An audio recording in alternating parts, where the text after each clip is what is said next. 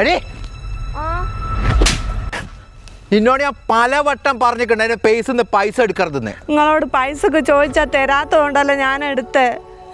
എൻ്റെ അടുത്തൊരു സുഹൃത്തിൻ്റെ കല്യാണം ഉണ്ടായിരുന്നു.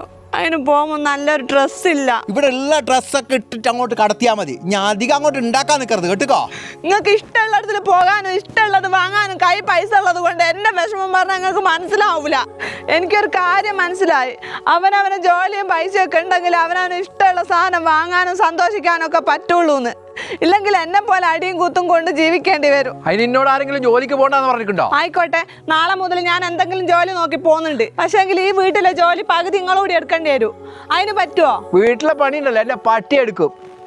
അല്ല ഇനി എന്ത് പണിക്കാ പോവുക? ഇനി പണിക്ക് പോയിട്ട് പൈസ ഉണ്ടാക്കുന്ന എനക്കൊന്ന് കാണണമല്ലോ. അഥവാ പണിക്ക് പോയി കഴിഞ്ഞാൽ 1 or 2 ദിവസം, 3ാമത്തെ ദിവസം ഉണ്ടല്ലോ ഏത് ആസ്പത്രിയിൽ പോയിട്ട് മലർന്ന് കിടക്കും. അത് ആലോചിക്കുമ്പോൾ എനിക്ക് ചിരി വരിക.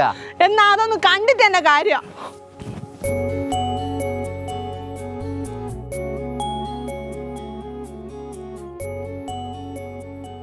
എടി ഞാനാണ് നിന്റെ അച്ചാർ കമ്പനിയിലോട്ട് ഒരാൾ ആവശ്യമുണ്ടെന്ന് പറഞ്ഞില്ലേനോ? നാളെ മുതൽ ഞാൻ വരട്ടെ. ഞാൻ നല്ലോണം അച്ചാറിടും. ആ ശരിയടി, എന്നാൽ ഞാൻ നാളെ വരാം. ഓക്കെ എടി. ആ നാളെ മുതൽ വീട്ടിലെ ജോലിയൊക്കെ എടുക്കാൻ തയ്യാറല്ലേ? ഞാനോ? ജോലി റെഡിയായി. നാളത്തെ ബ്രേക്ക്ഫാസ്റ്റ് എന്താ നിങ്ങൾ ഉണ്ടാക്കുന്നത്? ഗ്യാസ് ഇല്ലാന്നറിയാലോ, അടുപ്പിൽ ഊതിയിട്ട് വേണം ഉണ്ടാക്കാൻ. പിന്നെ വാഷിംഗ് മെഷീൻ കേടായത് ഒരു വർഷമായിട്ട് ഞാൻ പറയുന്നുണ്ട്. അതുകൊണ്ട് കല്ലിൽ അലക്കേണ്ടി വരും കേട്ടോ.